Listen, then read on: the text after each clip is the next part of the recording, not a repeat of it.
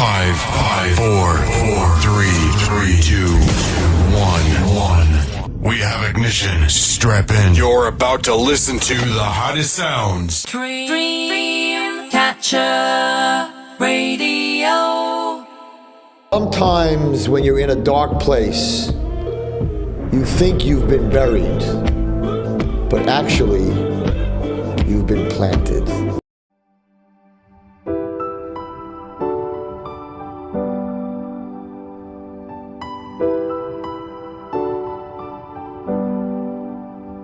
Well, I won't back down.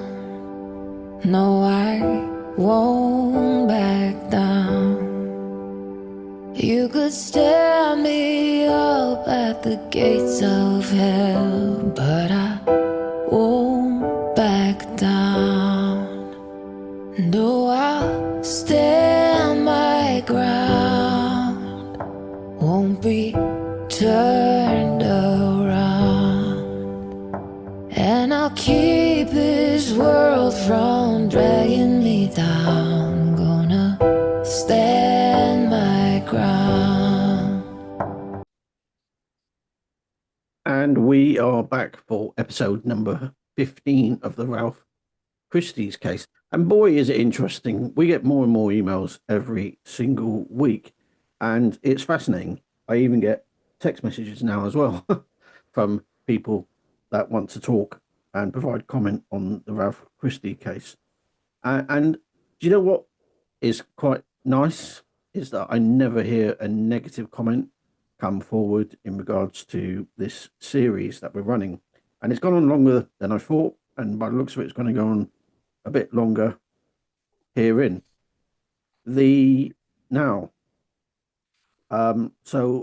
Good afternoon, Ralph. Good afternoon, brothers. How are you been? Fine, yeah. A lot been going on. Carnival weekend in the whole of Greece. So that's great. Massive parades in Rephanon and Hania and local villages. So that's been celebrated. And then we have Clean Monday, which is a bank holiday here, 40 days before Easter, where the people don't eat meat or any red-blooded animal. So yeah, lots of traditions and what have you that we go along with. I mean, I'll be eating a bit of meat, but a lot of the locals don't. What's the carnival about? What's the history behind the carnival? I think originally they have the carnivals, don't they, in Spain as well? I think it was connected to some pagan celebrations years and years ago. And it's something that I feel a lot of countries in Southern Europe still keep it going, and of course they have them in South America, don't they, and that sort of thing. And it just ties in at this time of year. Yeah, to me, it's just obviously in the UK, party. Got Notting Hill Carnival Revenue, which is massive. Yeah, that's August time, isn't it? Yeah, yeah. But yes, I think because of course it's Notting Hill Carnival's West Indian, isn't it? Which is associated to America. So it's the same sort of thing. Why not have a party? Yeah, why not? And go and get stabbed as well. That doesn't really happen here. You believe it or not, you've probably got the carnival in Rephanon is one of the biggest ones in Greece, and we went there last year, and people are singing and dancing in massive processions, and other than a couple of coppers sorting out the traffic, there's no police there whatsoever, not one, and no pickpocketing, no crime. People are just enjoying themselves. But that's just London fear. Sadiq Khan will deny it happens, but it does, and it's a shame really to spoil such an event. So anyway, just something I want to talk about briefly before we catch up with what we're going to talk about today. Is I want to talk about solicitors briefly, and that solicitors, barristers do get things wrong, and this is totally different from your case, Ralph. Yeah, but it resonates to me, and I think it's important for listeners to understand. I've been helping someone with a divorce case at the moment, very simple divorce case, very, very simple. And the solicitor for the other side where we've put it down to like three elements. Bear in mind, listeners, I'm not a lawyer, but I've got a reasonable head on my shoulders, and I'm helping this person. Put it down to three elements outstanding. One element got resolved. There's two elements outstanding now, yeah, and they're really straightforward. We're talking about minutiae detail, percentages, 5% difference in the house sale. Now, and we wrote a very friendly email to the other side, and basically saying that there's no need for solicitors. We're so close. And anyway, and the point I'm making is this is where things can go very wrong. Is that this solicitor clearly doesn't want to resolve the issue. This solicitor wrote a 5-page letter, no doubt charged their client for a 5-page letter, which probably cost about, I don't know, 800-900 quid. The point that I want to make is that when we're looking at these injustice cases, this to me is injustice, because this solicitor clearly doesn't want to settle the matter for the interest of their client. It really is injustice. They've got 4 kids as well. Yeah. And there's no issue with their kids. No. Right? Between themselves, they both agree with themselves. And this solicitor starts talking about the kids, saying we should rationalise the arrangements for the kids. They've never had a problem in separation. No. Never. And they're basically causing contention in trying to settle this matter. And as I said to the woman that I'm assisting, is that this is exactly what I said from the start, is all they're looking for, including her solicitor, was to cause controversy. Yeah, conflict. And just asset strip you. Yeah. Of the little money you've got. Yeah. And when you look at criminal cases, and the point I'm making this as well. So basically, they're dirtbags, in my opinion, on this occasion. I'm not saying all of them are. They're not all like that. But this is disgusting behaviour, and it doesn't shock me no more. No. But I find it very egregious. I've been divorced twice, Bradders, and we never used solicitors in either case, or only to actually sign the agreement. My first wife had an affair with a fireman, and one thing and another, and our marriage wasn't perfect, even though we were kind of great friends. And to me, it's the children that shouldn't suffer in a divorce. And we actually, we had a nice big farmhouse up near Haworth.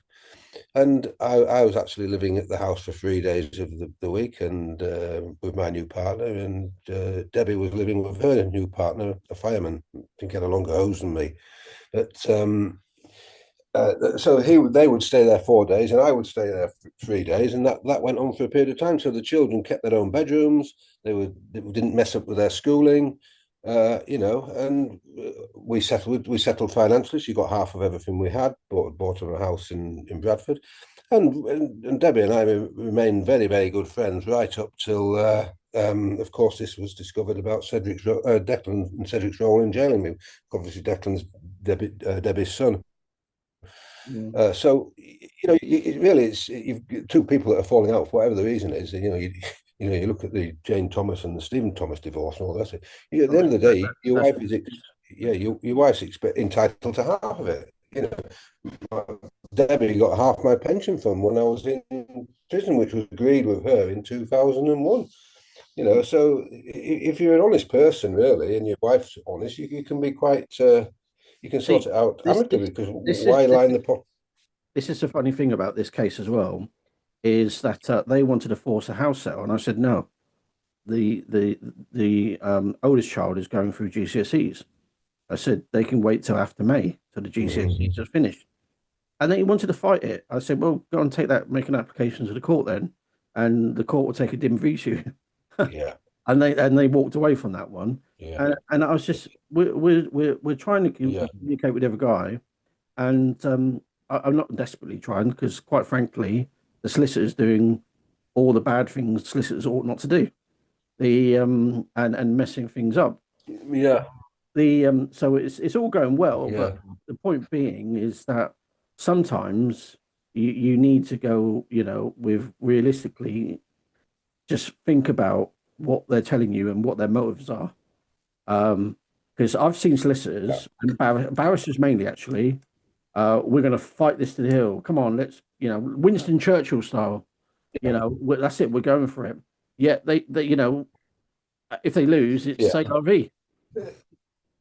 Yeah, and the mother is the mother of the children. The father's the father of the children, and you've got to both have an interest in the children. Really, they're the most important. I think Lauren was, let's say, 8 and Declan was 6 at the time.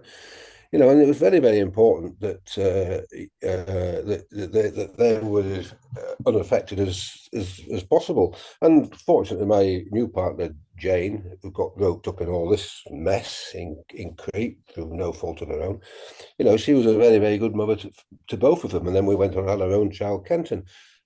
She was very much a hands-on mother, and I was always a hands-on father. I wasn't one of these wanting to see my kids once a week or once every 2 weeks. As far as I was concerned, they were very much a part of my life, as they became part of Jane's life as well. And also, Deborah would see them as well with her partner Peter. So it's very, very, very important that at the end of the day the children don't suffer, or as little as possible. That was my ethos behind it. Yeah, no, mine. When I got divorced after 18 years, it was very sad, very sad. I decided to leave for just mainly one reason, that she changed, in my opinion. But there's lots of crying going on, lots of upset, but we did it all ourselves, for the sake of the children. There was nothing. Everything was private. Which did have its downsides because the children didn't really know enough. And I call them children; they were 17 and 18 at the time. Our downfall was not giving them enough information. But they're thriving now. They're thriving. Yeah. Oh, let's talk about. Sorry. Yeah, the divorce is unfortunately. It's the idea of probably our parents, and before that they got married and that was it for life. But if a relationship's going sour, what's the point of staying in an unhappy relationship? I mean, like I said, Deborah was like the sister I never had after we got divorced, and we had a great friendship. But I was so pleased when she had an affair, because I thought, you'd think I'd be really angry, but I thought, I'm pleased about that, because now it's the end of the marriage, and it was. And we both agreed we were both to blame for the breakdown in the marriage. I wasn't blaming her and she wasn't blaming me. It just became, became incompatible, really. And it was the most sensible thing to do, which we did. Yeah. Which is great. And I agree that, when you reach the end of the road after making many attempts, unfortunately, it's just life, man. Do you want a positive life? Or do you just want to be angry at one of each other? Yeah. And that's not good or healthy for anybody.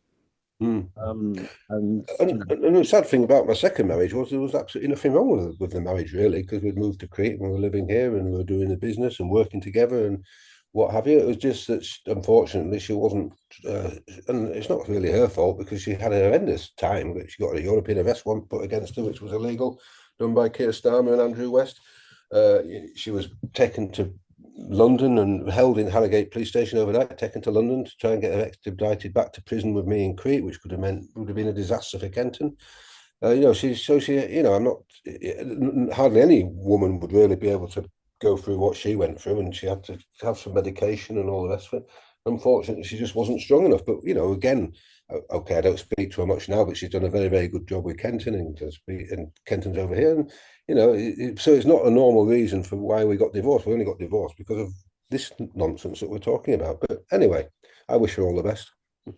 Yeah, on that note, moving forward, I just want to talk about something else, just for our listeners' sake, because it's something that I'm dealing with at the moment for somebody. In which the people, magistrates court, I want to talk about specifically, and obviously all court cases, maybe go to Crown, starts at magistrates court, and I believe magistrates court are a bit of a joke. And nothing is really legitimate that's done there, really. It's just a conveyor belt. It's like a confectionery factory. Come in, come out, come in, come out. It's like, it really is. There's not effective legal work there generally. And so I prepared a bundle to help this person out. It's only a young lad who's at the risk of losing his license. And I said to his mum, I said, the courts are not used to receiving this level of paperwork going into court. And she said, how come? I said, because basically what solicitors do, because their fees are so low, say duty solicitor, or even legal aid solicitor, if you don't have a duty solicitor that comes into court, they don't do this work. They just verbalize everything. And that to me is a big risk. Yeah. And the reason why they do it, because they're not paid enough. They negotiate deals with their clients to settle in terms of, if we plead guilty to this element and, we give the court that element, you've still got a conviction.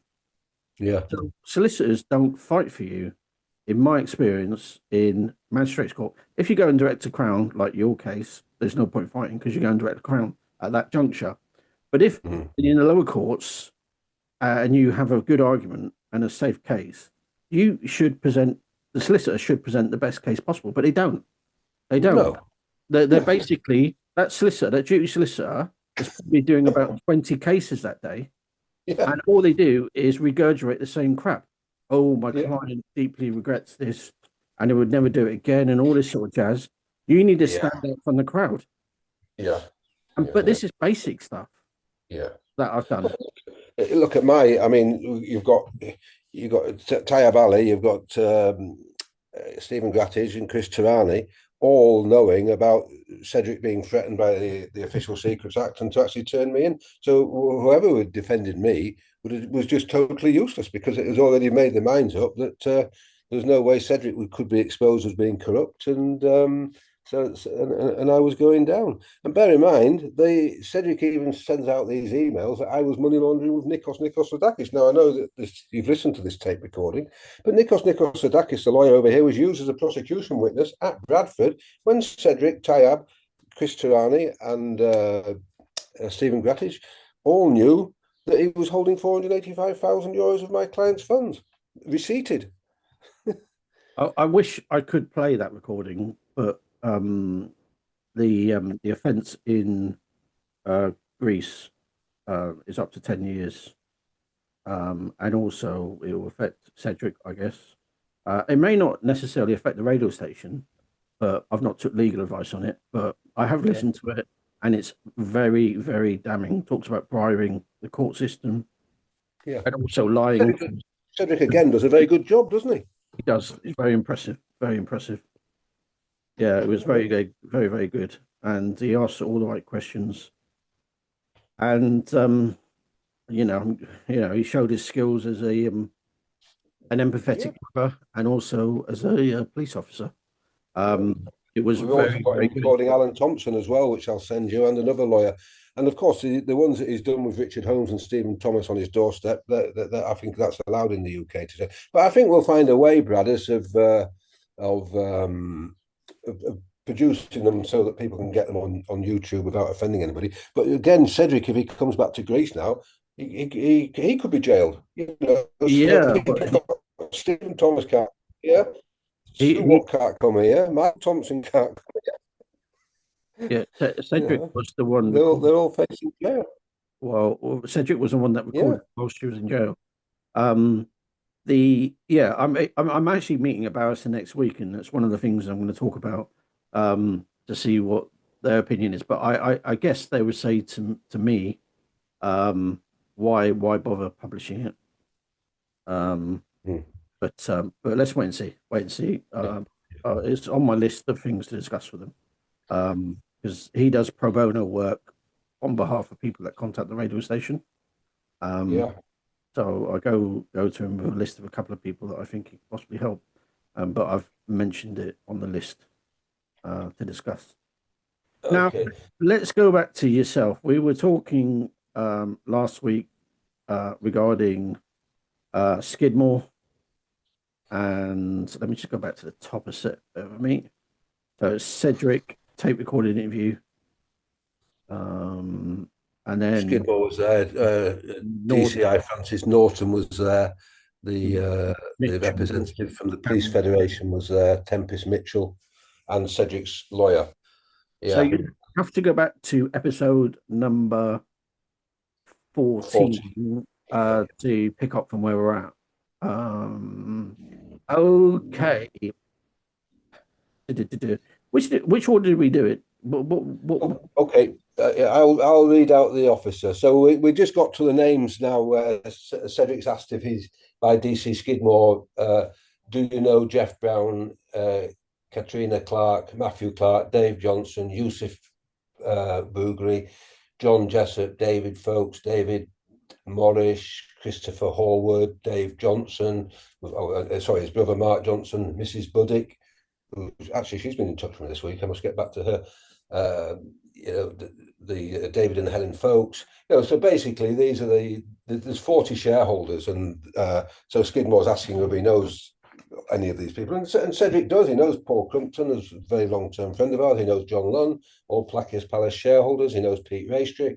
So, but anyway, Cedric's obviously answers. Well, I won't be answering any of it. The names, these 60 names. Yes, there's 60 names, Cedric. Do you know any of them? And then Cedric goes back to, I don't really wish to answer that. Have you met any of these people? Well, he knew he met them all, actually, because he's given a shareholder. Okay, just to remind listeners, every response is, I don't wish to answer that. So just, and let's carry on like last time. The response is, I don't wish to answer that. So just carry on with the DCS stuff. So there's 60 names, yes. Do you know any of these people? Have you met any of these people? On the last occasion you mentioned in August of the year you invested in Zakros, you went out to Crete. I think you said you took the children. Were you shown where your investments were to be? I do not wish to answer that. Right then, from what you said last time, that it was Cato Zakros project. Did your brother actually mention how your investments were doing? It seems that you weren't clear on the last occasion that you didn't know an awful lot about what your brother was doing because he was working away most of the time. Did you speak to him at any stage about how your investments were running whilst you were in Crete? Again, I don't wish to answer that. Did he tell you everything was hunky-dory? Tell you, was there any meetings for shareholders? Did you go to any shareholders meetings? Did you receive any documents or literature to say how your investment was proceeding? You returned to the UK and you wanted your money back. What made you want your money back? Were you not happy with what you had seen out in Crete?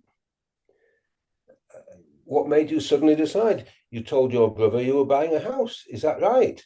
He did tell me he needed the money back to buy a house in Harrogate. He said it was for his deposit. This was a complete lie. He admitted lying to me about this 2 years later when we were going to meet who was going to be my barrister. I'll think of his name again. But, so he said, do you mind? I was in the car with Jane and we were going to meet him. He was on holiday in Crete. He said, I've just got one thing before we meet Richard Butters. But I just have to tell you, I lied to you, Ralph, about what the money was for. I said it was for a house in Harrogate, but it wasn't. And me and Jane are saying, well, I'm pleased you've lied at last to us, Cedric. We always thought you were dead straight and you'd never tell a lie, and we're laughing and joking about it. But of course, Skidmore knew about this back in his interview. So then he goes on, you know what I mean by fresh air. There is nothing to invest in out there, is there? You have paid money over there and you're funding somebody else's lifestyle. It looks like you've been scammed. Why were you concerned about your investment? You wanted it back. You did get it back. You had to chase your brother to get it back. Quite a lot of people have had to chase your brother to get money. Has he ever paid on time? Well, I mean, it's absolutely ridiculous. He said he asked for his money back and he got it back. Yeah, on that point as well, is something that cannot be denied, is that schemes have been started, completed, and everybody's been paid. One of, I can't remember the gentleman's name, who contacts me, said he's done deals with you. And he's perfectly happy. But he's alluded to the fact that, in effect, that you're taking all this money just to fund your lifestyle. I mean, that's a lot of money to consume, in all honesty. And by all accounts, you seem to live a modest lifestyle. Yeah, anyway, and if Howard Tennant's million, you'd have thought, I've got $1 million, shall we go to Guatemala or somewhere like that and just live happily ever after? All Howard Tennant's money was correctly put. Everybody's money was. The shareholders' money was correctly put. So, it's just this fishing strip, and it's just based on the lies from Stephen Thomas and Sue Watt, when they were interviewed in July 2009 for the first time. But we now know that they were hiding this money so they didn't have to pay the 40% tax. Is it like a creaking gate that you've had to shake until it's about to fall off before you get your money back? Which leads me to the next document to show you transfers back, and some of your brother's bank accounts. You can see he paid you on the 1st of October 2008, Cedric Christie, from Ralph Christie, 10,000. And then the 3rd of October, 11,500. And then the same day, 38,500. And 2 more payments of 25,000. What were they for? Could it be balancing up transfer fees? You know, so Cedric's asked for 100,000 back. Okay, he doesn't say I want it there and then. You know, okay, that's fine. Then Cedric has also said that I had to take the money out of Zakros to pay him back. A complete lie. It was made up out of my cash flow, and Mario Churchione helped me. So, you know, his money that he was paid back never came out of Zakros. So you see what I draw your attention to, Cedric. Before the first payment on the 25th of September 2008, there were 2 payments in from other investors, 10,000 and 20,000. On the 17th, you were paid 10,000. It was all a movement of money, a transfer on the 26th of 13,400. Do you know where the monies that you were paid back came from? I do not wish to answer. Where did your brother tell you these monies were coming from? I mean, I didn't even ask Cedric where his money was coming from when he invested in July. But anyway, I'll go back to your bank account. You are still 40,000 short on your investment. If you can see on the 3rd of October 2008, there are 2 check transfers from RJ Christie. That's 11,500, 38,500, and 10,000, and that is all going into your Smile account. On the 7th of October, there's 40,000 payment from A&P Churchione. Who are A&P Churchione? Well, A&P Churchione were actually the mother and father of Mario Churchione. So he'd used their money, or I don't know if it's Mario's money, but he'd used their money to pay 40,000 back to Cedric, because Mario was involved in the Zakros deal. So he's just helped me back the 40,000. Then when he's next come over here, I've given him in euros, because, you know, we didn't want to jeopardize the Zakros deal at this stage. So if that makes sense. Have you ever heard or met anybody by the name of A or P Churchione? Do you know who Mario Churchione is? Have you ever met Mario Churchione? Have you met him at work or outside work? So I just skipped a bit there. Would it surprise you that? Oh yeah, would it surprise you that he is an investor in property deals with your brother? Do you know that your brother had business dealings with Churchione? You see, the problem here is now with Mario Churchione, who's blackmailed to become a prosecution witness, and by his own admission, because the D.I. Taylor told him that if you don't go against Ralph Christie, we're going to have your farm off you at Wayne Stalls, and you're going to lose all your concrete businesses in the UK, because obviously there was something that wasn't quite right with him. So this is why all this is going on. And I've got no problem with Mario Churchione, really, other than that he became a prosecution witness. You know, he was, you know, I didn't find him as a crook in any way whatsoever.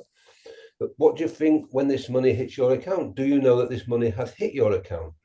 Because it's a third-party payment to you, isn't it? 40,000. Do you think that that's unusual? That's why I come back to your position at the time. A detective inspector in charge of the money laundering unit is somewhat relevant, because you know about the money laundering regulations. In fact, it's true, isn't it, that you were head of the money laundering of the economic crime unit of West Yorkshire Police at the time? I do not wish to answer that, he says, of course. You can't make this shit up. And this is Cedric was Skidmore's boss. Yeah. So, given your position at that time, do you not find it strange that a third-party payment from A&P Churchione hits your account? I do not wish to answer that again, please. Then the lawyer says something. AC. Question at work on the basis that it was criminal property. I'm trying to establish what Cedric knew that to be, what he understood it to be. Was it criminal property or genuine? But would you ask that question in the absence of, or if that wasn't criminal property, what would the question be? Skidmore says, I would ask, did you know where that came from? The lawyer, yes. Do you know where that came from? Cedric, I do not wish to answer that. Why were you receiving third-party payments from somebody else? Did it cause you any concern? Did you ask your brother about it? Did your brother tell you anything in relation to the payment?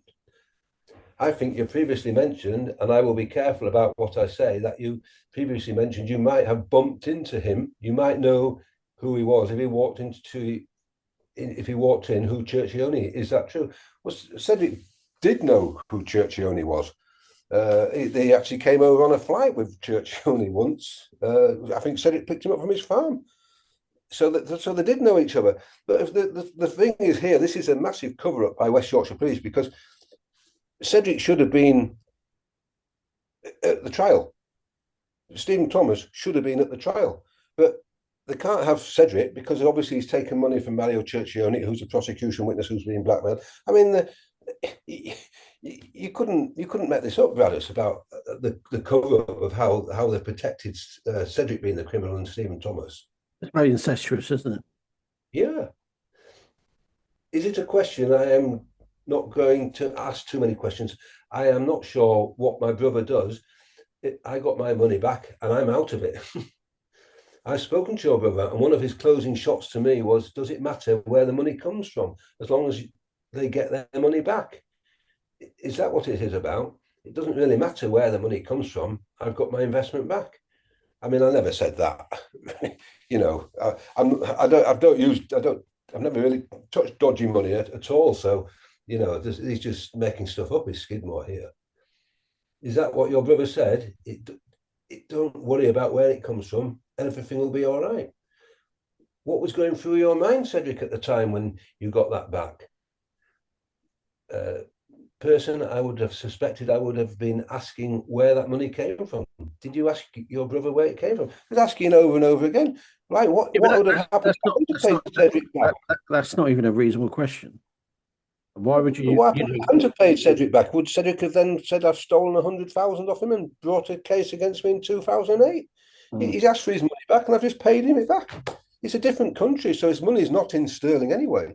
It's in euros, and it's in a land deal in the east of Crete. So yes, I want my money back. Of course, it causes a problem, but he's my brother. I'm not going to rob him or anything like that. I mean, he still spouts on today that I owe him money. His money was settled to him in January 2017 with my poker lawyer and his lawyer Harrison.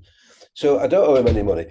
Deborah, my first wife, we spoke about earlier, continued to make payments to Cedric, I don't know, for 3 or 4 years after that, for money that Cedric had already had back. That's how silly she was, because she agreed to pay Cedric back an amount of money after I was jailed.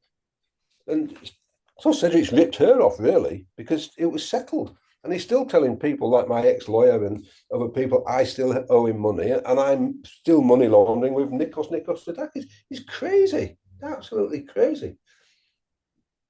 But anyway, did you ask why it had come to your account? Did you ask your brother why he didn't pay you that? Was there an explanation for it? Because he couldn't provide me with one. Of course I provided him with one. Because Cedric needs sterling in a UK bank account. Mario Churchione had a sterling bank account and he had money in euros over here. Was it a question of panic? Got my money back. I want out. I'm not happy with my brother was doing at the time. We know why I wanted his money back, because he was being investigated in September 2008 by Skidmore and by D.I. Taylor, Francis Norton and Ingrid Lee. So this is why I wanted his money back, nothing to do with a house. You've asked some questions of your bank and I put copies of those in there. Why did you ask those questions?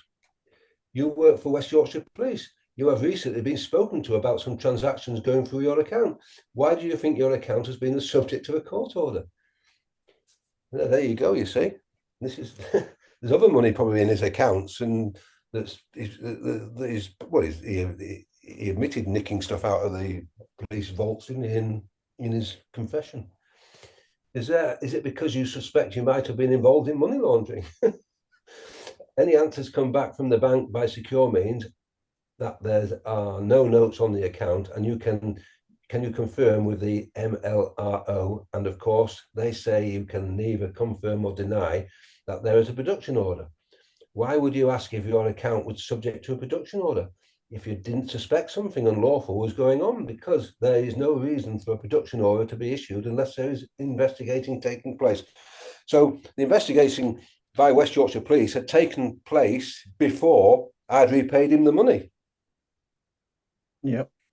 So it's the police that have flagged it up, and Cedric has then gone back to check if there has been one, and now Skidmore's saying, why are you checking if there's a flag up on the bank with regards to the police if you don't think you're money laundering? Of course, Cedric would have checked that if he was going to be, because he knew he was investigated by the police by the end of 2008, even though this interview was 18 months later. So anyway, the lawyer says, hang on, isn't the date relevant? The emails you have produced. The emails are 2009. Yes, a month after Mr. Christie was interviewed by officers from his force's professional standard department. I think the context is important. So where's his interview by the professional standards department? So he's already been investigated because he's the criminal, not me. Stephen Thomas is the rapist, not me. So, they should have even... Cedric should have been charged probably after this interview, but they couldn't do that because they hadn't. Well, there isn't anything on me. There still isn't today, so it's a bit of a mess. We've got 2 minutes to go for a break. If you okay, is there anything you wish to tell me about the sort of the funds that came to your brother? I asked you here to answer the questions about money laundering, and the reason I asked you to come here was because there was suspicion you may have taken money that had come from other investors, and it's not for the purpose they invested in. You suspect that you may have taken the money that belongs to investors. I mean, the name AMP Church Yoni, did you suspect that they were investors? You are perfectly at liberty not to answer questions. That is your entitlement. You have made an opening statement outlining your position. Is there anything you want to say to me about the questions that I have asked? This is your opportunity to provide an explanation, innocent or otherwise, about what has taken place. Is there anything you want to tell me you have been advised and been given advice by your solicitor? This is your opportunity to tell me, Cedric, what you have thought or you feel about the situation you are in as a result of the actions of your brother may have taken. Is there anything you want to tell me? So Cedric says, I refer you to the original statement and the fact that I have had no indication whatsoever of the source of any of the alleged criminal property. There has been no suggestion of any criminal property whatsoever in respect of me at this time. So that is all I can add and refer to my original statement. So Cedric does actually say something at the end there. And then, were you aware that your brother was involved in anything untoward? Does your brother have a gambling habit that you are aware of? Does your sister have a gambling habit? I suppose he means Jane, his sister-in-law. Do many members of your family have a gambling habit that you're aware of? Crete-based. Well, I've explained what I used to do with that anyway. Do you have a gambling habit? Can I ask you, the solicitors, is it going back to a question that you put a moment or two ago? You've asked, I think that you will correct me if I am wrong. You asked whether Mr. AMP Church Yoni were investors. And Skidmore says, I don't think I said that they were investors. And then the lawyer says, so you're not saying that they were and that he was paid money by investors. Skidmore, no, I'm not saying that, no. The lawyer, I think your question suggests that. My question suggests that they may have been. I'm not sure whether they are. I haven't spoken to them, but I have spoken to Mario Churchioni, and what he suggests, and the lawyer, and what he suggests to you suggests otherwise, that they were investors. DC Skidmore, there are other investors, and the money may have been sent back. Where were you aware any of the money came from other investors? So, I mean, we're just about finished. Yeah, that, we need to go to a break. But my thinking on this, Ralph, right, very briefly, is that obviously Cedric had options to talk or not, and most lawyers say just don't talk. That's just modus operandi.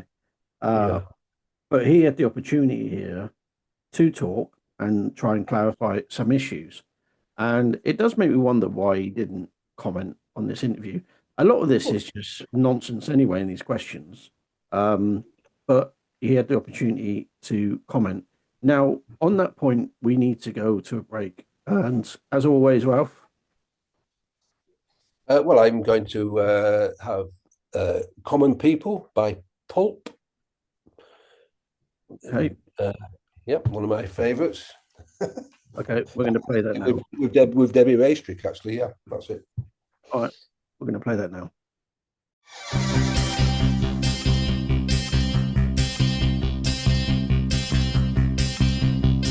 She came from Greece, she had a thirst for knowledge. She studied sculpture at St. Martin's College. That's where I caught her eye. She told me that her dad was loaded. I said, in that case I'll have rum and Coca-Cola. She said, fine. And then in 30 seconds time, she said, I wanna live like common people. I wanna do whatever common people do. Wanna sleep with common people. I wanna sleep with common people like you. What else could I do? I said, I'll see what I can do. I took her to a supermarket. I don't know why, but I had to start it somewhere. So it started there. I said, pretend you got no money. And she just laughed and said, oh, you're so funny. I said, yeah. I can't see anyone else smiling here. Are you sure? You wanna live like common people. You wanna see whatever common people see. Wanna sleep with common people. You wanna sleep with common people like me. But she didn't understand. And she just smiled and held my hand. I went to the flagship barber shop. I cut your hair and get a job. I smoked some facts and play some pool. Pretend you never went to school. Still you'll never get it right. It's when you're laid in bed at night, watching roaches climb the wall.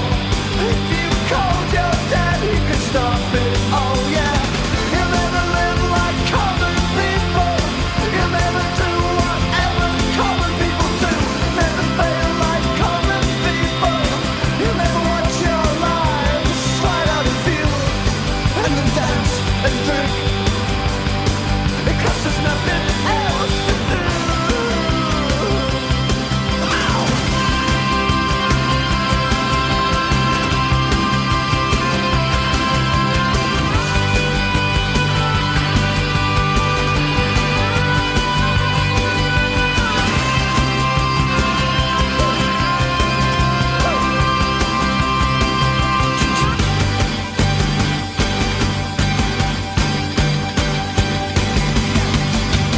Sing along with the common people. Sing along and it might just get you through. Laugh along with the common people. Laugh along, you know they're laughing at you. And the stupid things that you do, because you think that oh, it's cool.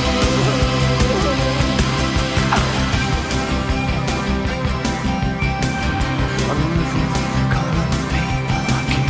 I live with common people like you. I live with common people like you. Wanna live with common people like you. Wanna live with common people like you. Wanna live with common people like you. La la la la. La la la la. La la la la. Oh Dreamcatcher Radio. Dreamcatcher Radio is about capturing and creating dreams through music, chat, and debate. Empowering expression, enriching society. A go-to place for unsigned musical talent.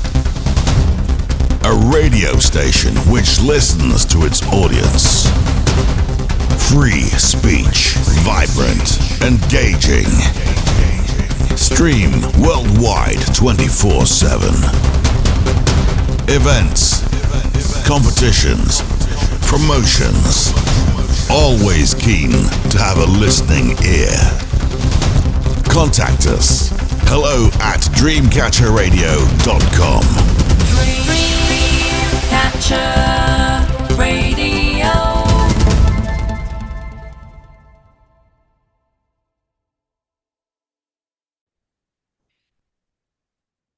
Okay, we are back. Now, something Ralph wanted to talk about is an interview that I think it's BBC Radio did with Mark Burns-Williamson, who was the first police and crime commissioner for West Yorkshire Police. Ralph, obviously, he's very aggrieved with what West Yorkshire Police did to him, and he wanted to air this today, so we're going to air it shortly. Ralph, do you want to do a brief introduction, then we'll talk about it afterwards, because I've listened to it, and we can talk about it. Yeah, Mark Burns-Williams was a candidate for Labour back for the first PCC elections, which were in November 2012. We also know that Cedric stood in the same elections to get rid of corruption in West Yorkshire Police. That was his slogan. And then there was a Liberal Party member and a Conservative, and Cedric did very, very well. He got over 40% of the vote, I think, when it was a playoff between him and Burns-Williams. Now, Mark Burns-Williams knew about all Cedric's problems because before he was the crime commissioner, I do believe he was on sat on the West Yorkshire IOPC, or certainly was something close to West Yorkshire Police at that time. So he knew all about the Jane Thomas issues and about Cedric's investigations into him and the investigations in Operation Langan involving me and my ex-wife, even when the elections were going on. And West Yorkshire Police were most alarmed when Cedric put his name forward because he'd obviously threatened to get rid of corruption in West Yorkshire Police. But of course, he was corrupt himself. So, so there's absolute paradoxes of what's going on. Anyway, Mark Burns-Williams eventually won. And what we're going to listen to now is an interview where Mark Burns-Williams is talking on the radio, answering about what happened to Jane Thomas. Now, you can actually tell in the interview that Mark Burns-Williams is quite aware of who Jane Thomas is, even though the name's not mentioned on it, because of the information given to him by Cedric and Jane herself. Yeah, and also, obviously, Jane was on the radio show earlier. Okay, we're going to play this now, and then we'll have a quick chat about it. Yeah, good morning, Liz. I mean, listening to Michael there, he lives in Batley, he lives in West Yorkshire. You've made helping those who are victims of domestic abuse a priority. Would you welcome Clare's Law here? I think initially, yes. I've been keeping a close eye on the pilot work that's been happening in Greater Manchester, Wiltshire, Nottingham and Gwent. And there are some quite strict protocols around the pilot that's in place in those areas at the moment. So we just need to make sure that we evaluate that work that's been ongoing. What's worrying you about that? Well, I think Nick Peasgood, who I heard earlier on the show, is someone I met recently who helps deliver domestic abuse services in Leeds. We just need to make sure that the services would be ready and available to deal with people to come forward to report domestic abuse. Well, you're worried that there might not be enough resources when somebody comes up and says, I'm started to see this person, have they got a criminal record in terms of violence towards women or men? You're thinking the resources, the systems that would need to be in place that we can't do it? Well, clearly that's got to be a consideration, because what we don't want to do is encourage people to come forward and then... But you've made domestic violence one of your top priorities. You could make those resources available if you believed in this, couldn't you? Yes, I mean, it's a case of priorities, and domestic abuse is a priority within the plan. But the delivery of those services is not just a police issue, it's done with partners. So we just need to make sure that those resources and services are available. We spoke earlier to a woman, she didn't want to be named. She does live in West Yorkshire, but we didn't identify where that might be. And I just wondered if you listen to this, because at the heart of the matter, I think, is this issue. And tell me what you think. Here she comes. It started very soon in the relationship. I was raped on my 18th birthday by him. and unfortunately I was pregnant, and he threatened if I was to leave him, he would take my child off me, and it was horrible. Are you free of this now? Not totally, no. I divorced him 7 years ago, and he continues to harass me, and the police aren't listening to me. If there were such a thing as Clare's Law when you were 18, or even now, would you take it? Would you want Clare's Law? 100%, yeah. Yes, I would, yeah. I think so, because those feelings that you're getting if you're a bit unsure about a relationship, they're not often wrong, but you sometimes believe the perpetrator, that it's you that's at fault rather than them. That's one woman then who's had this horrible 25 years of it, Mark, of abuse. She doesn't think she's getting enough help from the police, by the way, but that's her response to the idea of having Clare's Law. Now, when the victims speak, what do you do? How does that affect your decision-making process? Well, it's very powerful, Liz. I mean, that it's awful to hear the impact that abuse has had over a long period of time on that one individual, and I'm sure there are many other cases like that. So the victims in this have got to be put first, and we need to encourage them to come forward. So if Clare's Law encourages people to do that with the safeguards in place, then I clearly support that. And you would support that in terms of resourcing it, even though it's multi-agency, certainly from West Yorkshire Police's point of view, you'd make sure that could be sourced? I think we would need to look at how we would prioritise resources within the police, but working very closely with other agencies to make sure that the expectations of victims were met through a different range of projects and services that could be provided. And will you make a phone call today to say, we'd like this in West Yorkshire then, please? It's certainly something I'll be talking to the Chief Constable about with regards to how we can look at potentially implementing this law, yes. Thank you. Mark Burns-Williamson, who is, of course, our...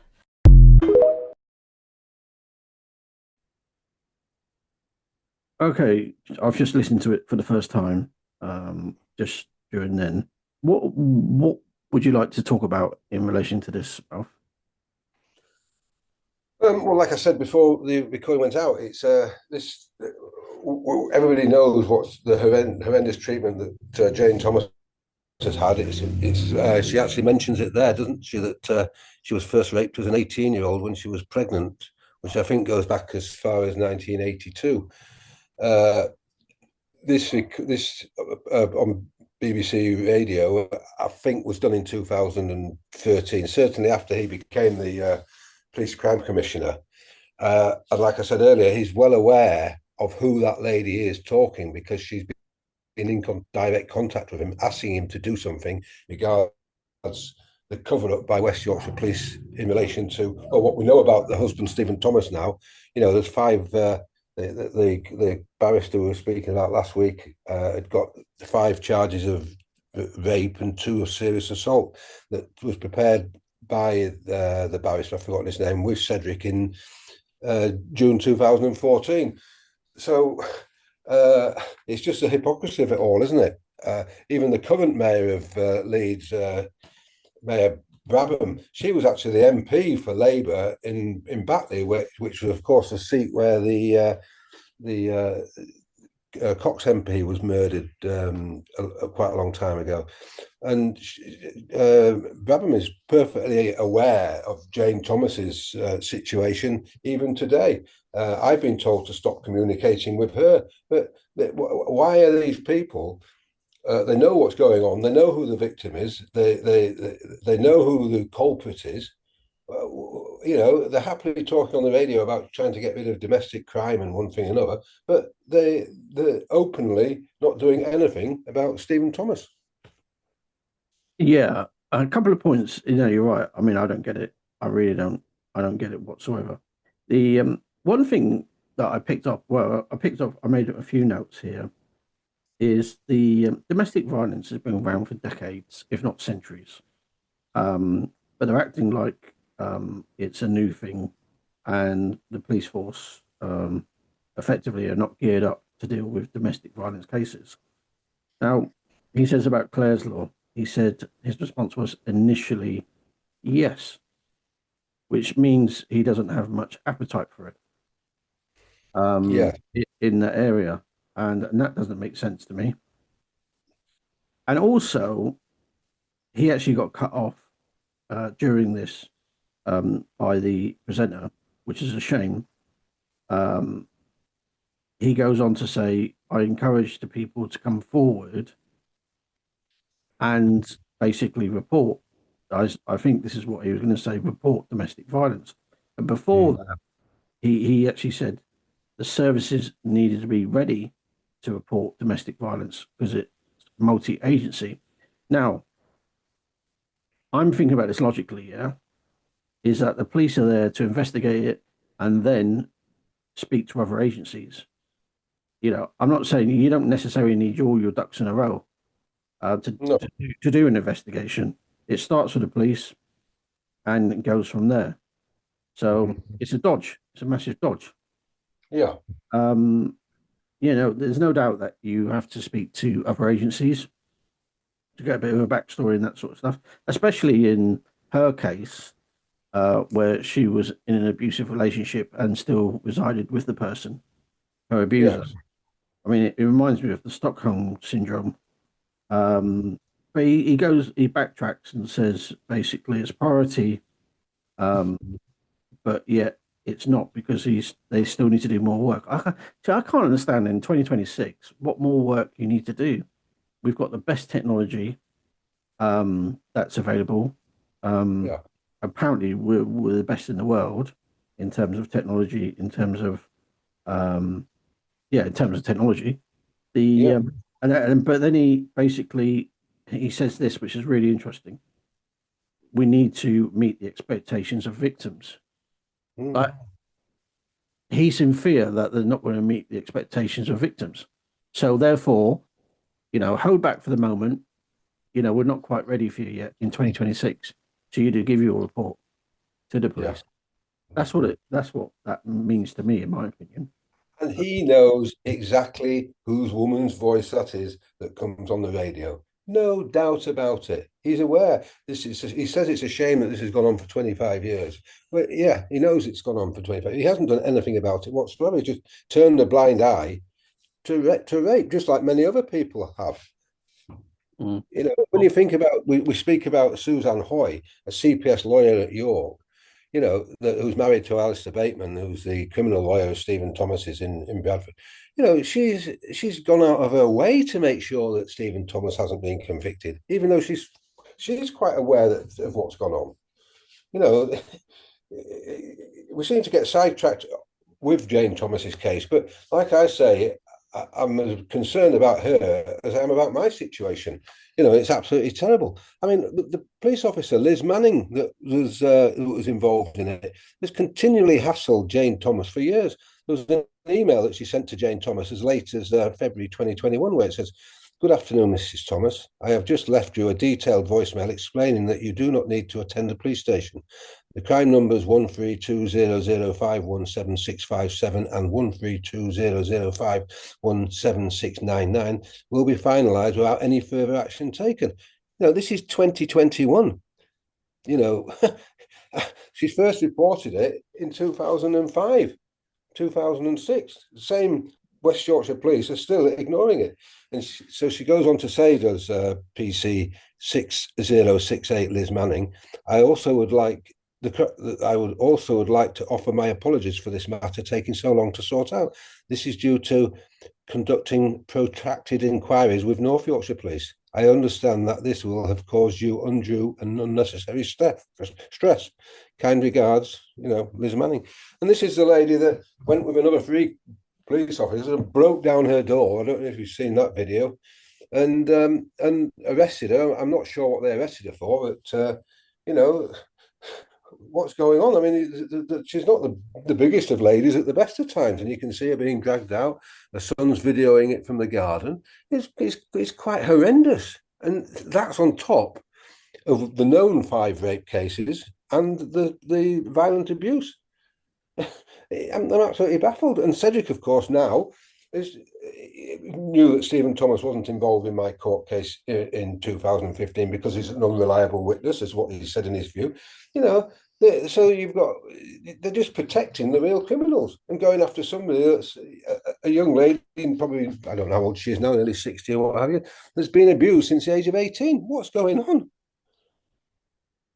Yeah, I think a lot of it is down to, like you're saying here, is that somehow that the police, once they've got their especially with this now, you've got this Stephen Thomas dude, whoever he is, and then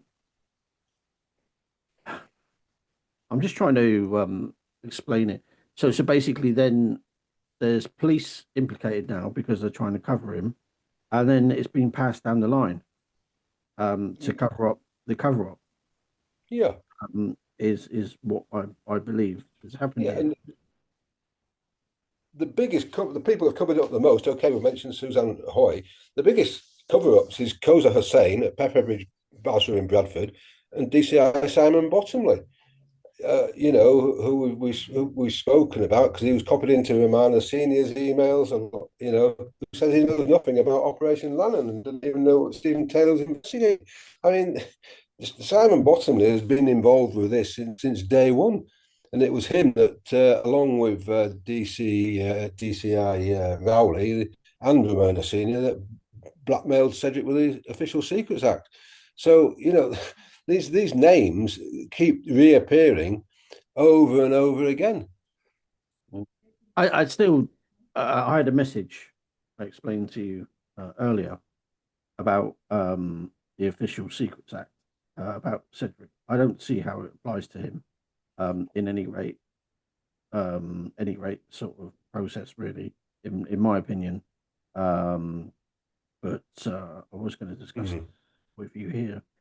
But I don't understand why Jane Thomas doesn't do a Freedom of Information request, finding out any and all information in relation to this from the police. Who touched what?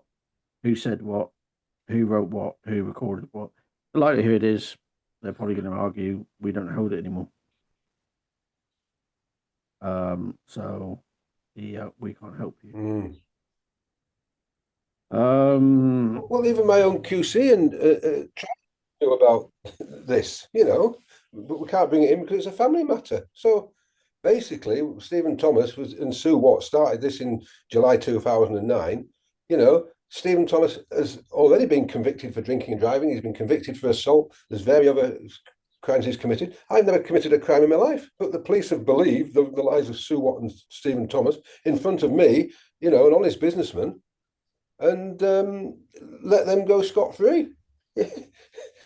It's because they're corrupt themselves, isn't it? They're all in bed together. I think it's definitely very, very suspicious. Well, I've been asked to clarify from a lady called Claire, who contacted me, and from the last episode, and she's like a conduit between Jane, I guess. I don't understand why Jane doesn't contact me directly, but it is what it is.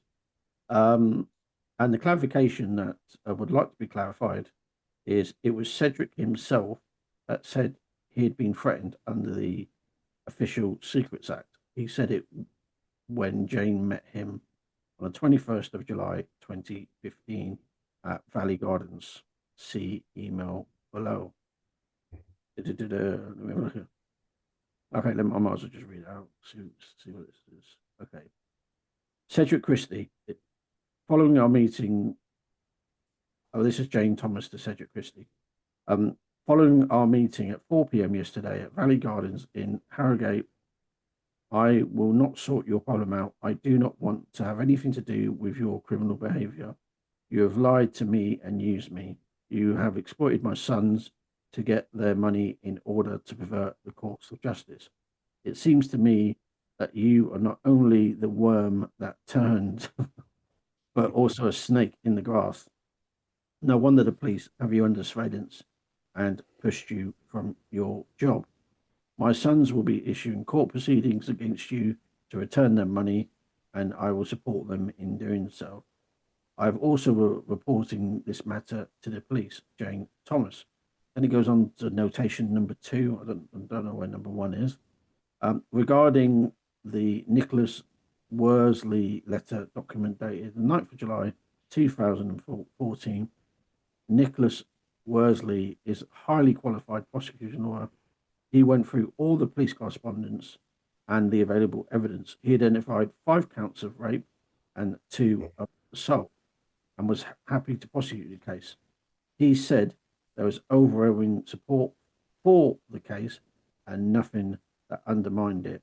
The letter was for the solicitor for guidance to arrange the documents in preparation for the solicitor to lay the information before the magistrate. Is that private prosecution? All right.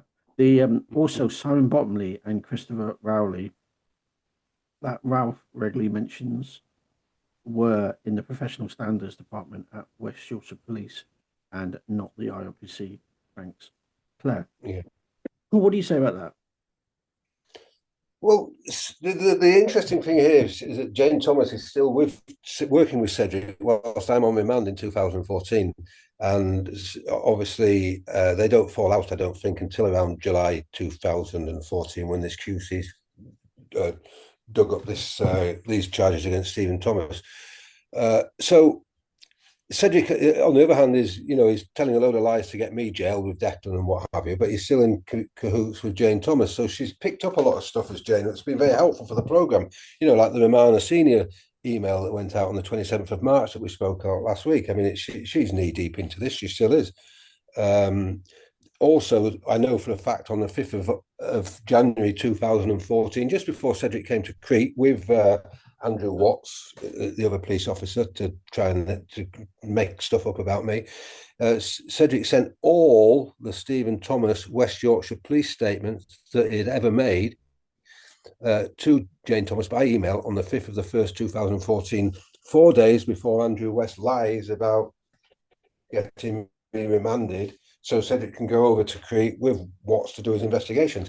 So why is Cedric sending all those statements to Jane Thomas? It must be because Cedric wants to get Stephen Thomas convicted because he knows he's a rapist.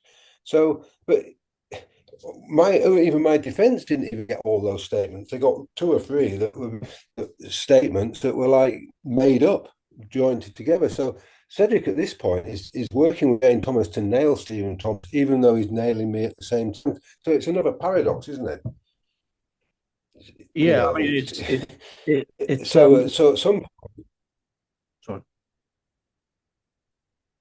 Go ahead. Yeah, well, at some point in 2014, after July 2014, Jane Thomas asking West Yorkshire Police for all the stuff to help for my defence and what have you about blackening Stephen Thomas's name for my trial. At some point between July 2014 and my trial, Cedric has been told to stop going after Stephen Thomas as well and just concentrate on getting me. So yeah, that's a fact, because all this information we're getting is Cedric, first of all, on my side before he was blackmailed, whether it's the Official Secrets Act or whatever. At a later date, he's been told not to go after Stephen Thomas as well. Yeah. When was the last time you heard from Cedric? Well, he sent an email out, didn't he, over this money from Zakros, saying that we had all the money out from Zakros in October 2008 to Jeff Brown. I haven't heard a word from him at all. He's been found out hook, line and sinker, hasn't he? He's got nothing to say. He's a crook. He should go to jail. Declan should go to jail. Stephen Thomas should go to jail. Oh, the problem is there's too many, isn't there? It's impossible, because Romana Senior should be in jail. John Robbins should be in jail. Christopher Rowley should be in jail. They've all concocted this massive thing to get me. I mean, Rowley has been in communication with Jane Thomas. He knows all about it. There was an email from Rowley to Jane Thomas on the 14th of October 2011.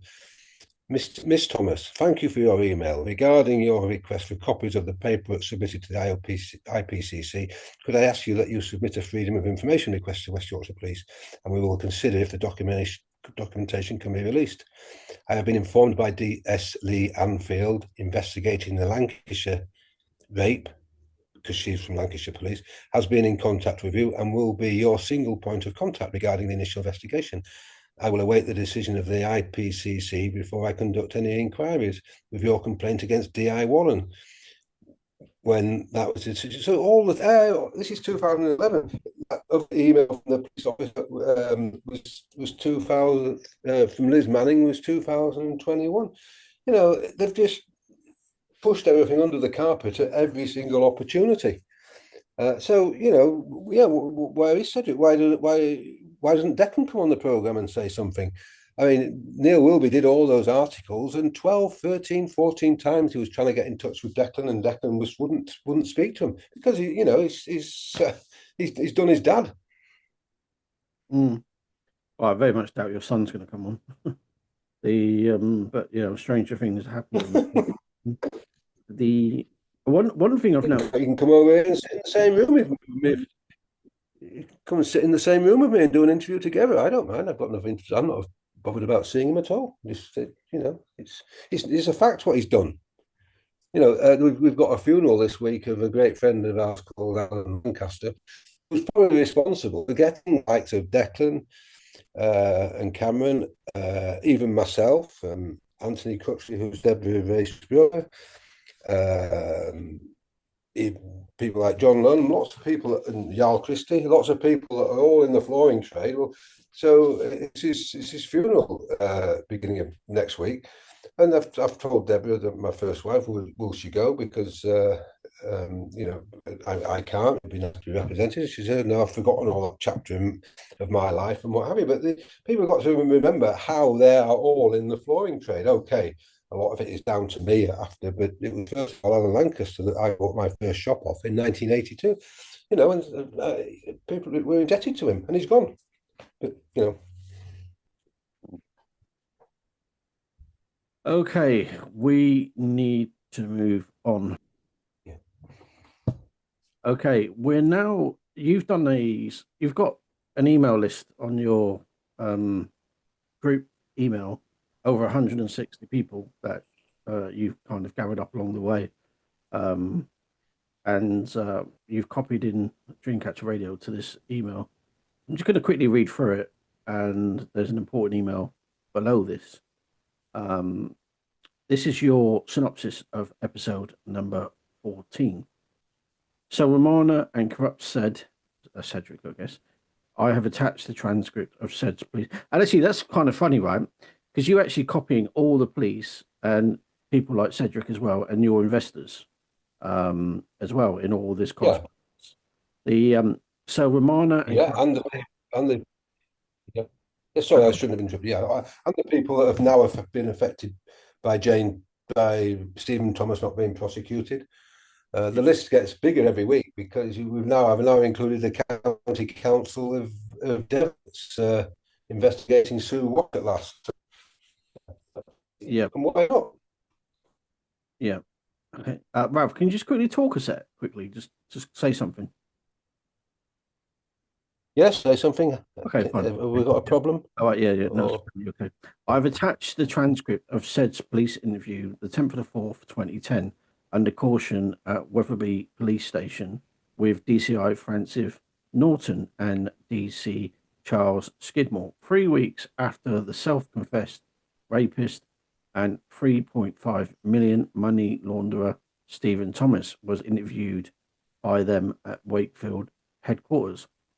At the time, Corrupt said was aware of DCI Francis Norton and fellow Detective Inspector Steve Snow, head of regional operations for Yorkshire and Humberside, were having an affair, as Cedric told me. He was well known in the force.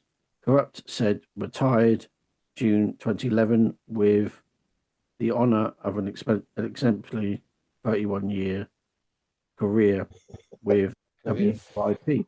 I just want to remind listeners, Cedric wrote an email to many people explaining about his corruption. And it's from the same email address he emails everybody to this date. He's never emailed us, but I've checked it. It's the same email address. and we've obviously invited Cedric onto the radio station. We've had no reply.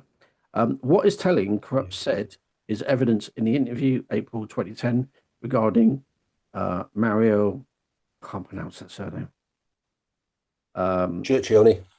Churchioni, and me paying you back 107,000 sterling, and the lies Declan and you told Pat Brownette, Matthew Clark, plus a good few others, April 2014, regarding Zakros and Bally after Romana Senior and dodgy ECI Simon Bottomley sent you to Crete with Declan to unlawfully nail me in secret. See said's bullshit below again to Pat Brownette now in March 2022. Jason, our cousin, told me last year in front of Gita, that's your partner, and Charles, I don't know how you pronounce that one. Donakis. Okay, in January 2014, PC Andrew Watt and you went to Placus early one morning and dragged him out of bed and drove him 200 kilometers to Sitia to find the seller's lawyer, Minilos Varadakis. Is that right? But he wasn't in his office that day. If you would have recorded him, you're lying devious. I'm not going to say that word. Okay, it goes on to discuss other stuff which is nothing to do with your case. It gives an analogy, which I don't think is very relevant. So what do you say about that, Rob? Well, obviously, we don't even know if Cedric and Andrew Watt met the seller's lawyer, Minolis Varadakis. Usually Cedric would record them because he's recorded other people that he's taken meetings from. Jason said that the lawyer wasn't in his office, but maybe they did see him, maybe they didn't. But all Cedric needs is another police officer to back up his story, which is done. He's come back to the UK, gone to see Andrew West, Simon Bottomley, Rowley, Romana Senior. We're okay, we've got some evidence. Ralph had all his money out of Zakros in October 2008. So he's just been conning people and all the rest of it. Well, we know that's a downright lie because Stephen Thomas in his own statement said he said he put money in December 2008 and May 2009. So they've concocted this, the two of them, with Andrew Watt being the witness, and this led to a 7-year prison sentence. So, and if you look, if we move down lower, Brad, as you can see where Cedric emails Pat Brownette on the 15th of September 2022, which is 7 years after I was convicted. And on that point, point, we'll go to that next. We need to go to a break. Okay, so you want a song? Okay, I'm going to have Marlissa, and her song is Titanism. And obviously Titanism is a metal, I think, but the word comes from Titan, which was 12 very strong Greek gods and goddesses. Okay, let's play that now.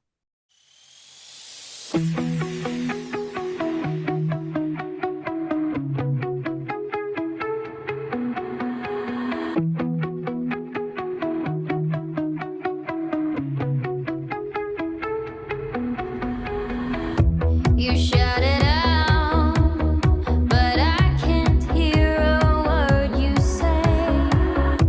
I'm talking loud, not saying much. I'm criticized, but all your bullets ricochet. Shoot me down, but I get up. I'm bulletproof, nothing to lose. Far away, ricochet. You take your aim. Far away. You shoot me down, but I won't fall. I'm titanium. You shoot me down, but I won't fall. I'm titanium.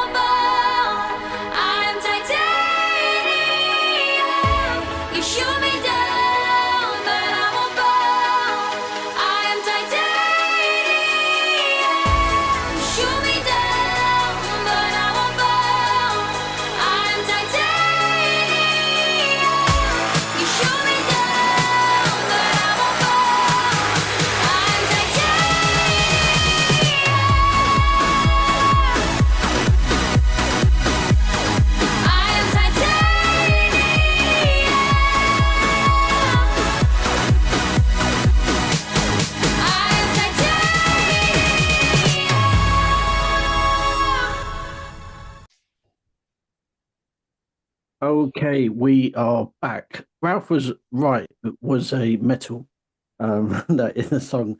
We had to work it out in the break. It was Titanium by Melissa. Anyway, we got there in the end, and you guys got to listen to it. Now, let's go back to this email now. This is an email from Cedric Christie to Pat Brownette. Remind us who Pat Brownette is. Pat Brownette is was the building director of Howard Tennant's, who retired, I think, 2013, but who Cedric met in April 2014 and told him a pack of lies about Valley and Zakros.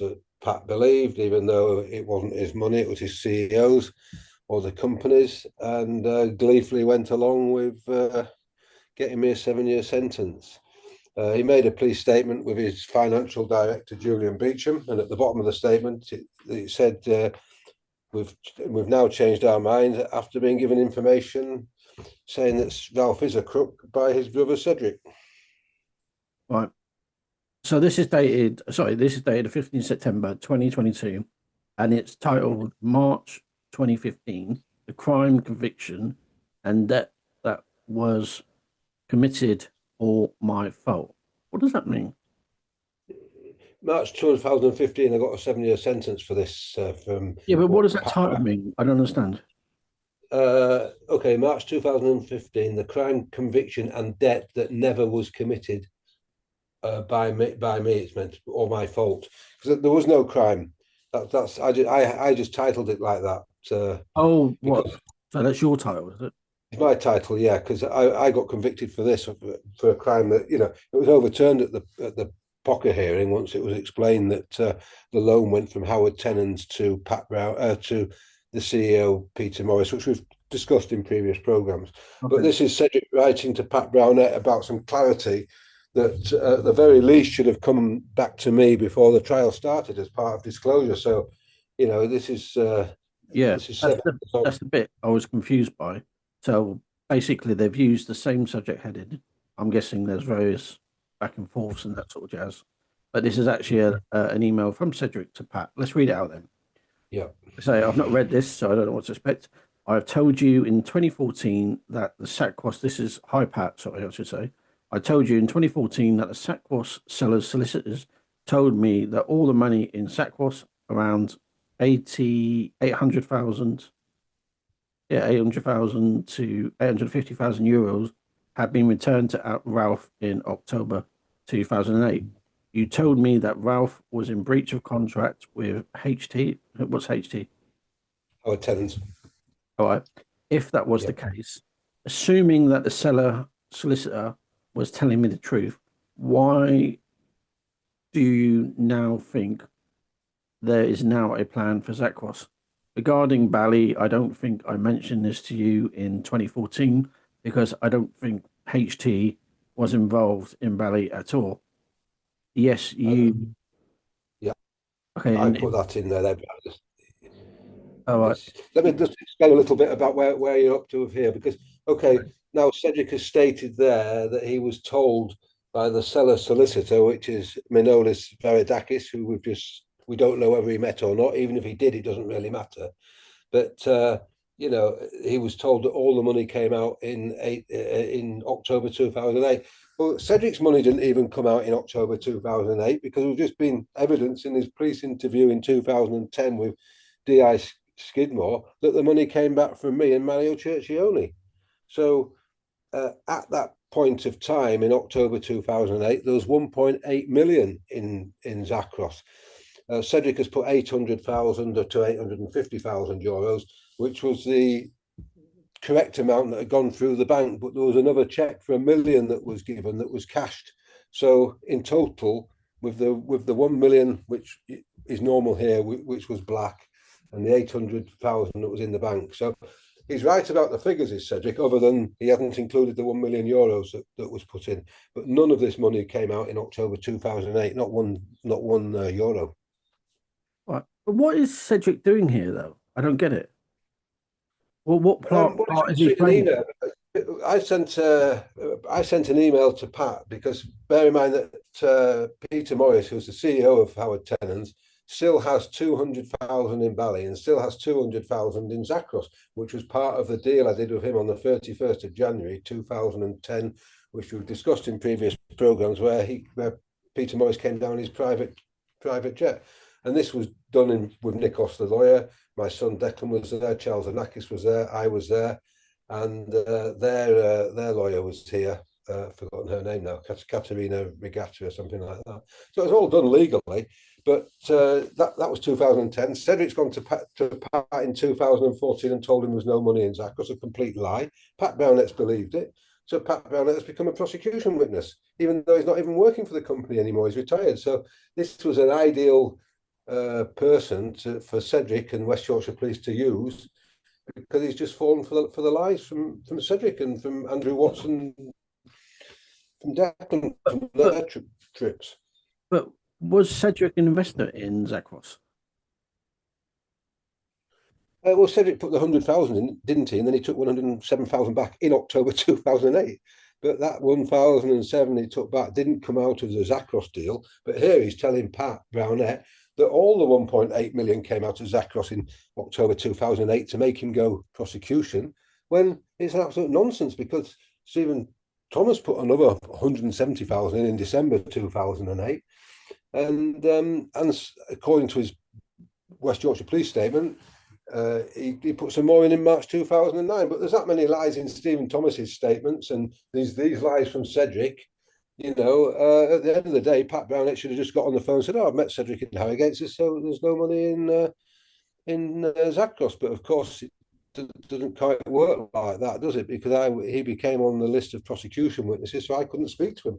First time I see Pat is when he's coming into Bradford Crown Court as an echo chamber for Cedric's information from Crete that we didn't even know Cedric had given to Pat. Okay. It goes on to say, I showed the seller an English translation of a contract, no Greek original, close brackets, that stated that Ralph and the seller had entered into an arrangement of sale, purchase. I found, open brackets, stole,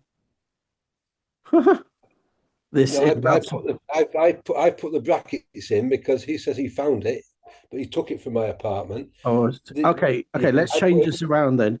You talk through this. You do it. You do the talking through this. You do it. Okay. So Cedric says he was shown a seller an English translation of a contract. I've put in brackets no Greek original. We've spoken about this in the previous program, because the contract was dated the 27th of February 2009 in English, the same day as the contract was dated. Impossible, because it would have been a Greek original that had to be translated, which would have taken 2 or 3 days. So this is a plan from Cedric and Declan, and possibly Nikos, the lawyer, to make it look that I was doing some sort of fraudulent on Zakros, which I wasn't.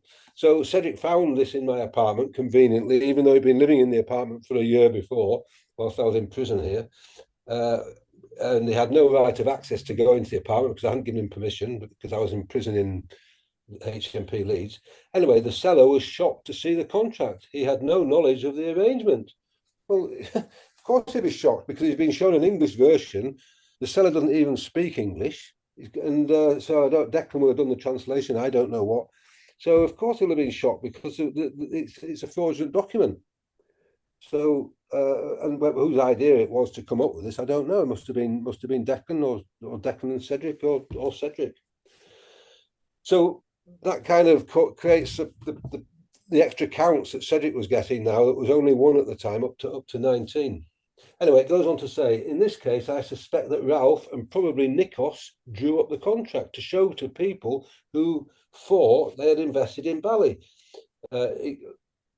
Example, Matthew and Benedict Clark. Well, Matthew and Benedict Clark did invest in Bali in February 2009, 100,000 each, but then they took it out of Bali in September 2009 to put it into the contract for the 500,000 loan to put us onto the UK plus market. So Matthew and Benedict Clark's money certainly wasn't in Bali when Cedric went over in January 2014, because they'd removed it themselves. But Cedric's gone on to tell Matthew in April 2014 that there's no money in Bali, so you must have committed a fraud on you. But there wasn't a fraud, because they moved the money. It's absolutely... Cedric's just clutching at straws to get anything to stick and going to speak to people that will listen to him. Bear in mind, probably only half the people did, like Paul Walker and Dave Francis and Matthew Benedict Clark, Pat Brownette. You know, but there's other people like Catherine Evans that we've spoken about, Jeff Brown, and Paul Crumps and other people who went to see that just told him to sling his hook and say, no, we trust Ralph and there's no problem. So they're just fishing to get anybody to go against me at this point. So then Sedgwick goes on to say, I suggested to both you and Matthew, which is Pat Brownette, that you could make a statement to West Yorkshire Police if you so wished. Your choice. I assume you did. Well, it's complete nonsense because he's saying to Pat Brownette, I suggest you should go to West Yorkshire Police. Cedric has gone to see Pat Brownette in Harrogate, which we know about, said there's no money in Zachros. It was all taken out in October 2008. Complete pack of lies. Pat Brownette's believed it, then gone and made the statement to West Yorkshire Police. So the whole thing has been concocted, you know, just to protect Cedric, because he knew that if I didn't go to prison, he was going to go to prison, which we're back to the blackmail from Rowley and Senior and Bottomley, along with Andrew West probably. So you can see the problem. And as if I would be money laundering with Nikos Sadakis, who is the lawyer. We listened to the tape recorder this week, as if Nikos Sadakis is saying all those things about no money here, no money there when he's receipted stuff. Why on earth am I going to be money laundering with Nikos Sadakis when he becomes a prosecution witness? And why would he be thinking I'd be still doing that in 2020 after Nikos Sadakis has helped put me in prison for crimes I didn't commit? So it's just delusional what's written here. But of course, it's 2022 now, isn't it? Anything like this should have come out by law before the trial.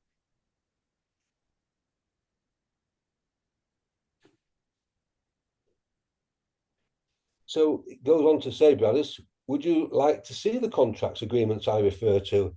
Well, we should have seen the contracts and the agreements before the trial, as part of disclosure, not 8.5 years after he told Matt and Pat that there's assumptions and suspicions, because they're untrue. Yeah.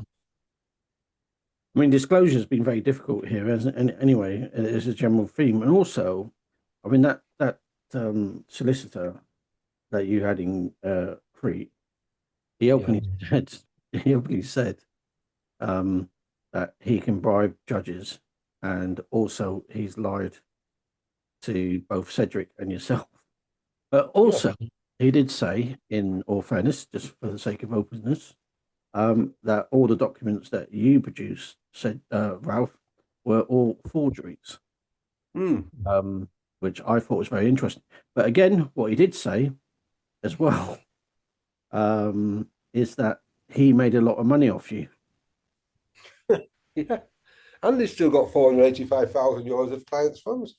And we're back to the Alan Thompson forged document that Alan came to court and said it was a forged document. Well, it was proven in the Greek court here it wasn't forged, and it was proven in Bradford Crown Court it wasn't forged.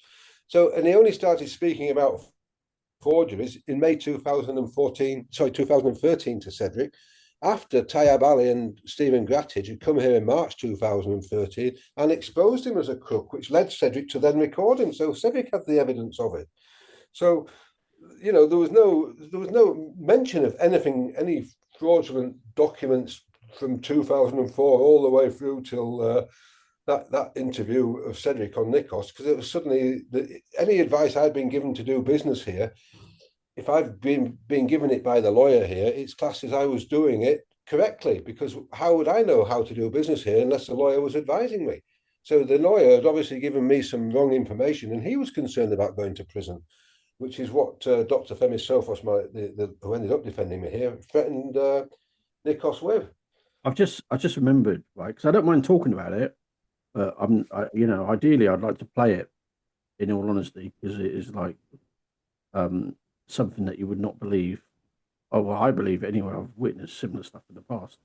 But he goes on to say that he didn't do your bail application, and Cedric paid him money for the bail application, and he had to refund the money. Then in that same conversation, he said to Cedric, he once was almost demanding in all honesty, you could hear him, I think, slam his fist on the desk. I want €20,000 today. In order to submit the bail application. Yet, as Cedric pointed out, I gave you 25,000 to do the bail application. Then he goes on to say, I don't understand this whatsoever. I'll have to probably re-listen back to it again at some stage. But where he says, I need €200,000, and then goes on to say, maybe €300,000. And I'm thinking, like, what? Where are these numbers coming from? That's we were told at the start when I was remanded that if we paid 300,000 to the judge, the whole case would get kicked out. So there would be no Stephen Thomas case whatsoever. But of course, I wouldn't get involved in that. I wouldn't expect Cedric to have got involved in something like that, or my other brothers. So that was a no-no.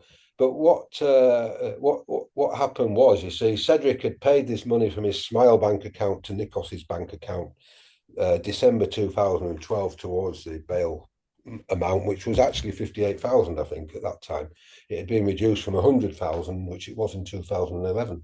So we got the money to the lawyer, and then the bail application hadn't gone in. So of course we wanted our money back. So I got the money back of my share. Cedric got his 20,000 back. But at that recording, Cedric's actually being given back the 25,000 in cash in that office. Nikos Fadakis didn't even put it back through his Greek bank account back to Cedric's Smile account.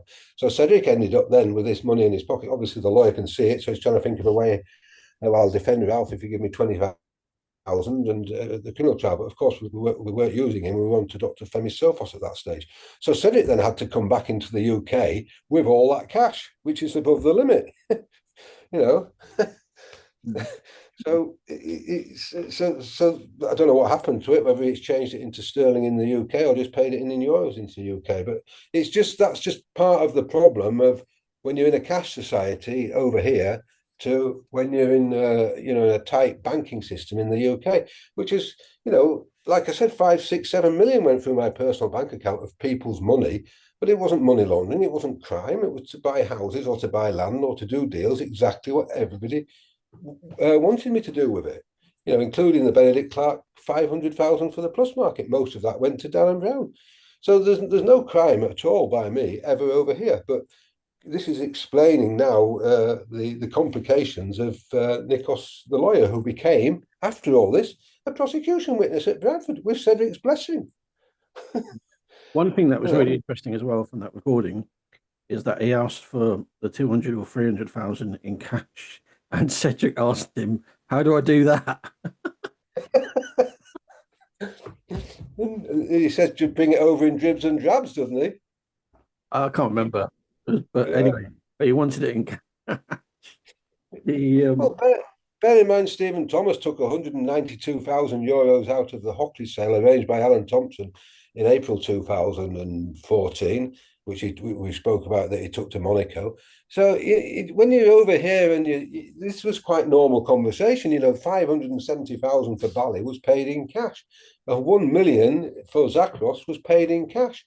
400,000 was paid into Bali in cash, but we got a receipt for it.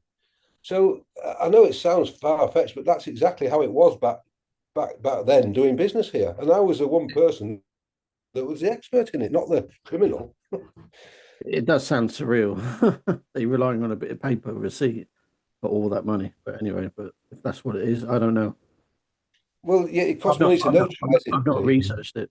So to notarize it, you have to pay tax all the time on the money. So there's just no point in doing it. And like I said before, the cretins won't. Most of them are pretty honest people. I had no problems with it. So Cedric going around with these documents saying this is a forged contract that I did, it's something I wouldn't have done. I wouldn't have forged a contract for 570,000 when the money was clearly paid to Alan Thompson. So these forgeries are some sort of, that he talks about in the recording, is just some sort of cover up so that he can. Well, he's like I said, he's got 485,000 of clients' funds still. And can they claim them back or not? Well, Howard Tennant's, well, Peter Morris certainly should claim 200,000 of it back. In fact, because even 400,000, he's got a receipt for it. But I mean, Pat Brownette is just, I don't know what to call him. He's just been gobbled up by all this nonsense, and he still comes after me as if I owe them money, and the people he should be going after for money is like is Nikos Nichosadakis, or even Declan. I mean, Declan's moved on now. He's used the same business model that I taught him to do here with Veron in the flooring trade in the UK, and I think his company's grown to bigger than whatever Veron was.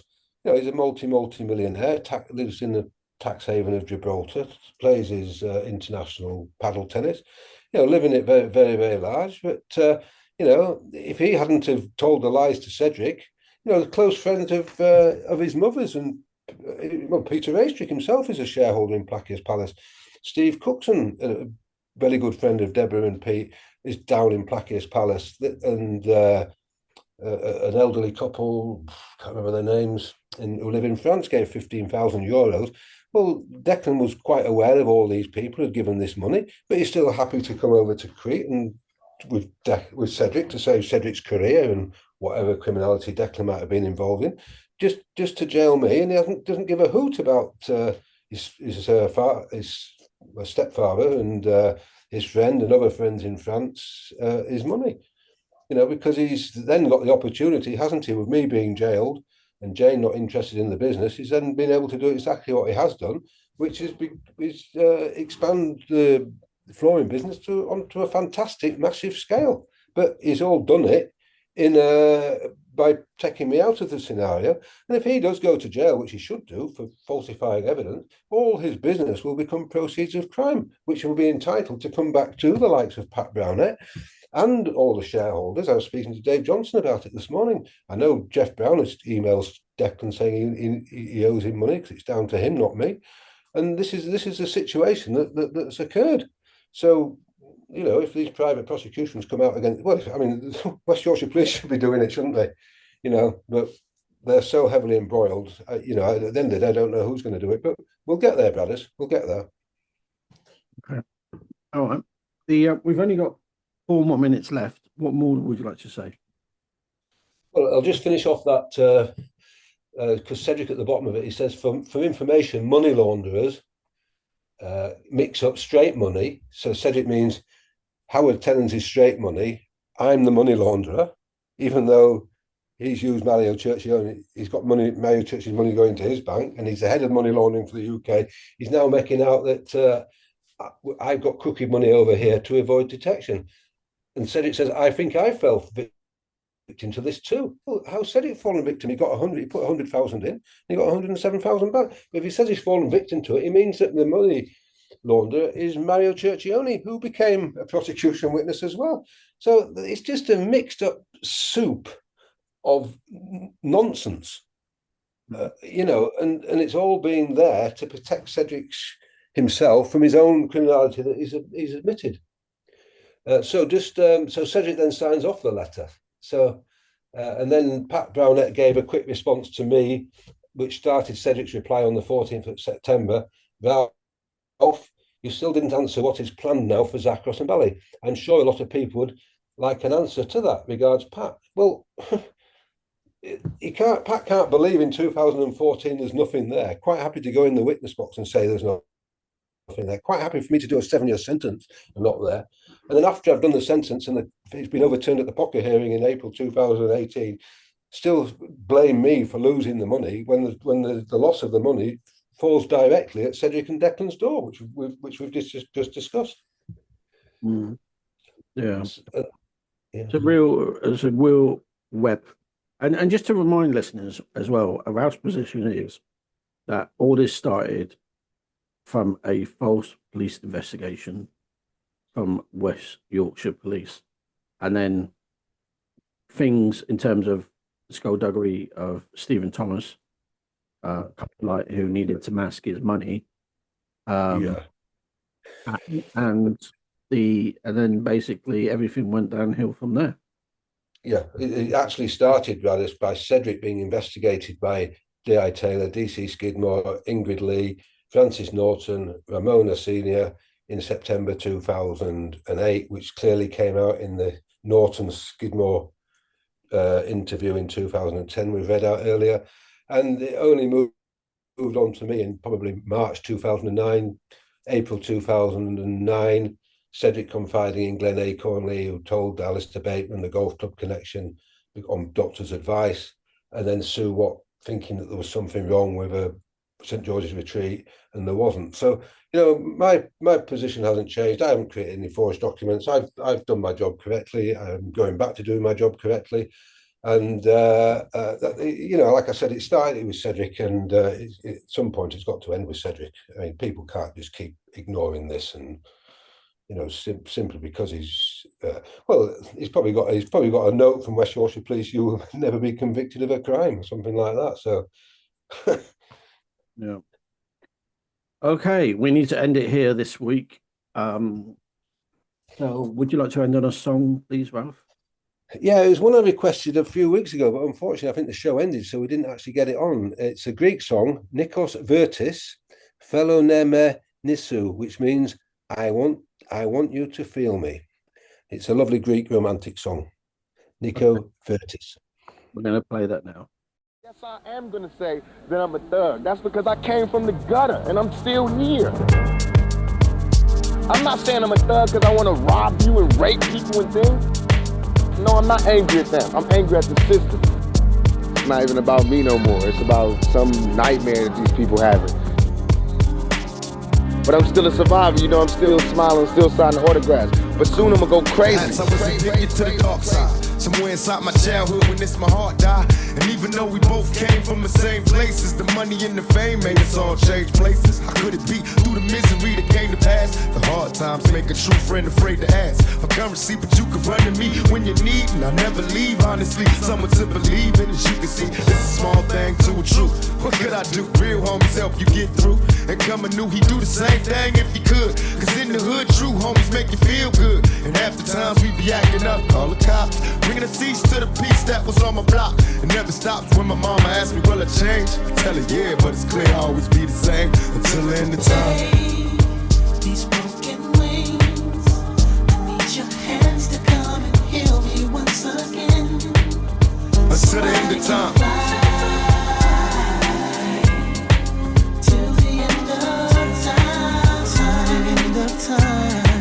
Till the end of time. Please Lord forgive me for my life of sin. My heart still seem to scare all my sister's kids. So you know I don't hang around the house much. This all night money making got me out of touch. Ain't flashed a smile in a long while. An unexpected birth, worse of the ghetto childs. My attitude got me walking solo, ride out alone in my Lolo, watching the whole world move in slow-mo. For quiet times disappear, listen to the ocean. Smoking ports, think my thoughts, then it's back to coasting. Who can I trust in this cold world? My phony homie had a baby by my old girl, but I ain't tripping, I'm a player, I ain't sweating him. Our sexy sister had a moment like his next again, no remorse, it was meant to happen. Besides rapping, only thing I did good was scrapping. Until the end of time. The only crime I'm being convicted of is fighting. Hitting somebody in the face with my fist. Hands to come and heal me once again. Until the end of time.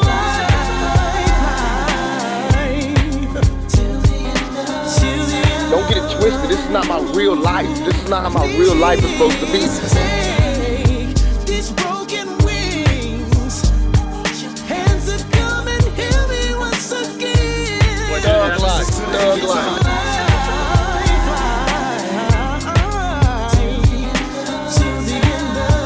Anybody with thug life tattooed on their stomach is guilty. Now who's to say if I was right or wrong? To live my life as an outlaw all along. Remain strong in this planet full of player haters. They conversate with death row full of demonstrators. And in the end, drinking Hennessy made all my enemies envy me. Nothing the court can do can punish me more than I've been punished already.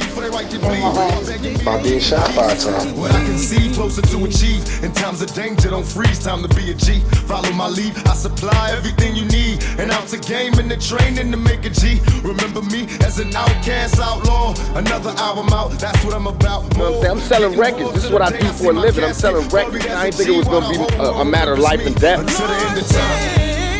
These broken wings, need your hands to come and heal me once again, once again. Until the end of time.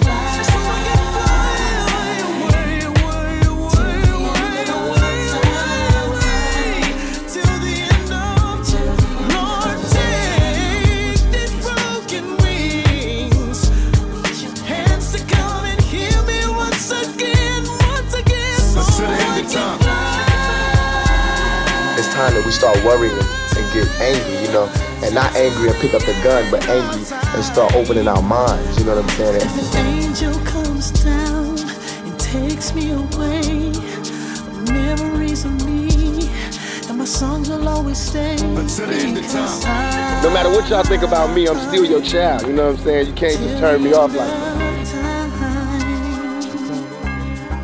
Till the end of time. You can't just turn me off like that. You can't just turn me off. Maybe it's the dozen.